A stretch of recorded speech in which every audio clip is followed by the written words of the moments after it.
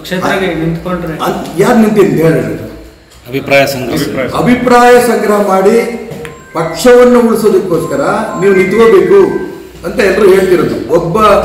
ಒಂದು ಕುಟುಂಬದ ಕೈಯಲ್ಲಿ ಪಕ್ಷ ಸಿಕ್ಕೊಂಡಿದೆ, ಇದರಿಂದ ಪಾರು ಮಾಡಬೇಕು ಅನ್ನೋದಕ್ಕೋಸ್ಕರ ಅವರೆಲ್ಲರೂ ಹೇಳ್ತಾರೆ ನೀವು ಇಂಡಿಪೆಂಡೆಂಟಾಗಿ ನಿಂತ್ಕೋಬೇಕು. ನಿಂತ್ಕೊಂಡು ಗೆದ್ದು ಕೇಂದ್ರದ ನಾಯಕರಿಗೆ ಅರ್ಥ ಆಗುತ್ತೆ. ಈ ಚುನಾವಣೆ ಅಕಸ್ಮಾತ್ ನಾನು ನಿಂತರೆ ಯಾಕೆ ನಿಂತೆ, ಈಶ್ವರಪ್ಪನಂತ ನಿಷ್ಠಾವಂತ ಕಾರ್ಯಕರ್ತ ಯಾಕೆ ನಿಂತ ಅಂತ ಅಂದ್ಕೊಂಡು ಇಡೀ ರಾಜ್ಯದ ಎಲ್ಲ ನಮ್ಮ ಕಾರ್ಯಕರ್ತರು ಫೋನ್ ಮಾಡ್ತಾ ಇದ್ದಾರೆ, ಎಲ್ಲ ಹಿರಿಯರು ಫೋನ್ ಮಾಡ್ತಾ ಇದ್ದಾರೆ. ನೊಂದಿರೋರು ಒಂದು ಕುಟುಂಬದ ಕೈಲಿ ಹಾಕೊಟ್ರು ಪಕ್ಷವನ್ನ.